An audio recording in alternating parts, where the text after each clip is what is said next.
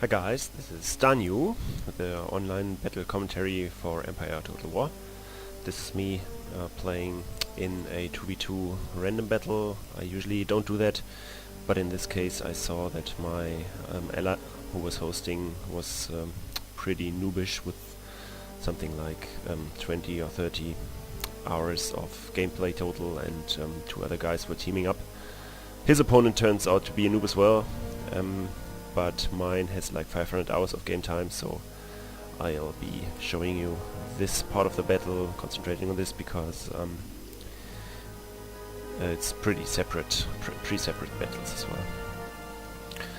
Well, in the beginning I always try to move all of my troops, really, because in no-route games it's very possible that you get mortar spams, which in this battle isn't the case. He only has two, which is a very reasonable amount. And I also move my light dragoons here on this flank, and the other I will actually send them to support my ally first and get them back later. Well, my opponent moves in his horse artillery here. I assume he wants to take this hill here, which I try to prevent by moving my light dragoons threateningly in a fast way, and he does take the hint and retreats the horse artillery. He does unlimber it though, so he will be able to shoot at this hill, and for this reason I don't move my light dragoons on top of this hill but behind the hill, so he'll be having a hard time hitting them because the hill is in between. Well, I move all my infantry also to take this sort of hill advantage, while he, as you can see, is firing with his artillery now, with the cannons, trying to hit my dragoons, but he only hits the hill here.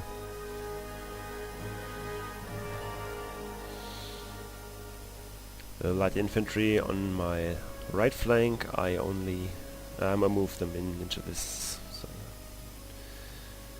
forest, and on the left flank screen the hill position. So I start flanking fire with the right flank first, and I also move in this green jacket unit to try to take out the artillery, but I fail miserably because it's getting under a lot of rifle fire, so I have to withdraw that again.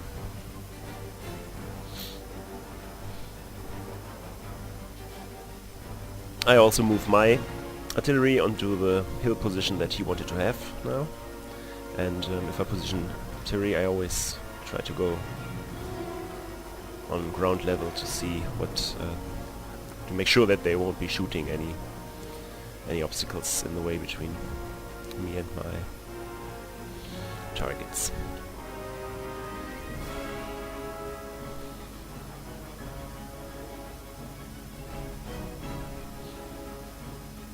Okay, because he has a rifle advantage, I will have no choice but to move my line in sooner or later, because I'm outgunned by long range, even though I do have Ferguson's, but still he has a numerical advantage. So I partition my army into two groups.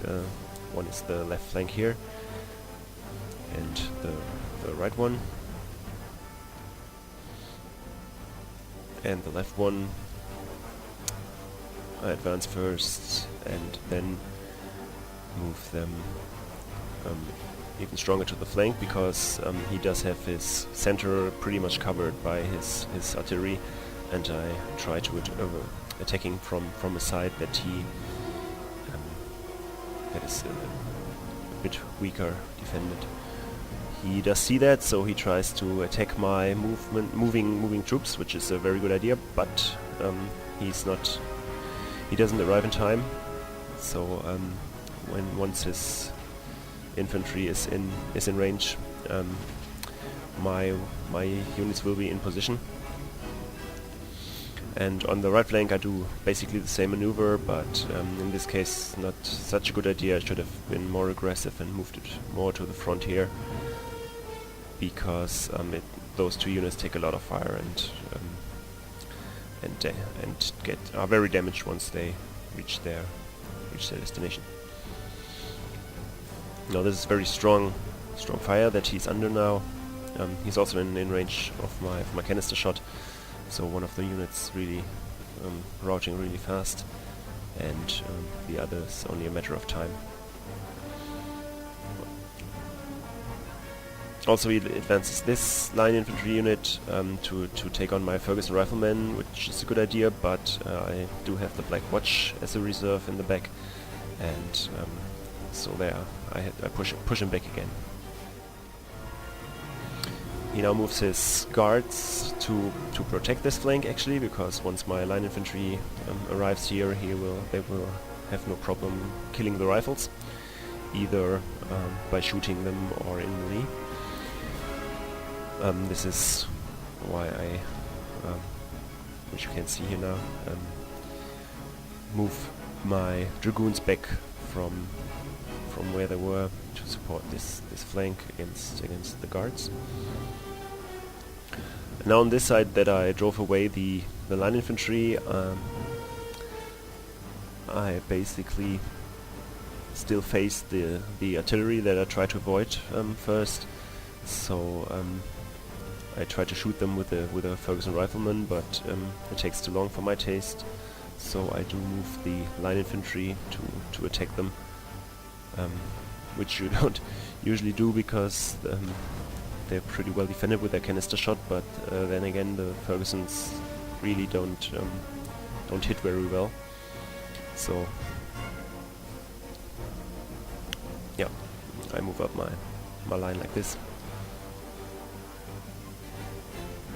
and after one volley they will be routing after all.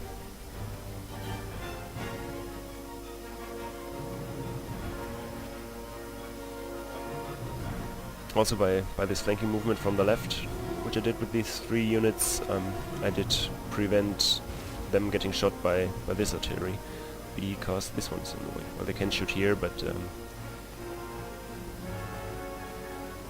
it's not very likely to hit them.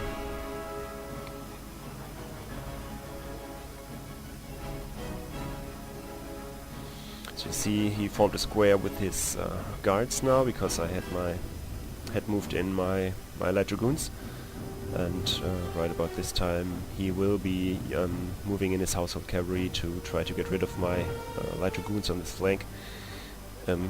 These household cavalries that are standing in the back like this are bound to be containing the enemy general. I think it's a real waste of money to have him in such an expensive unit and then not use it, which is why I really like the general bodyguard unit, because it's quite cheap and it's not. Do have a general that you don't really need to use except for any emergencies, really. Also, due to his retreat, he moved his troops out of range of my howitzer, so I had to move it in somewhat more, and I'm, as you see here, really pushing the left flank attack now.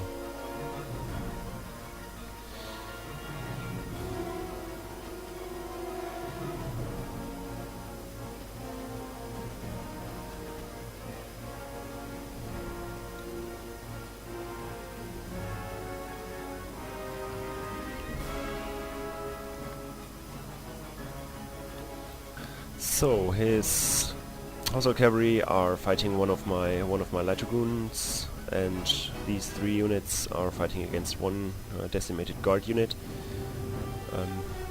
which they will win in the end.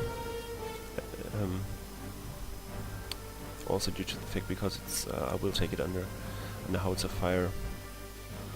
Then I kite away my his bodyguard, his general unit, heavy cavalry, and well, this is basically the last unit standing soon.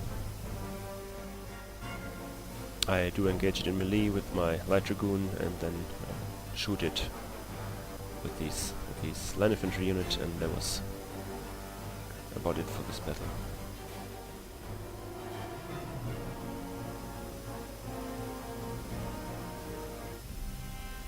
So, GG botzi, Field Marshal George Wade, and my ally whose name is moved off again due to the saving.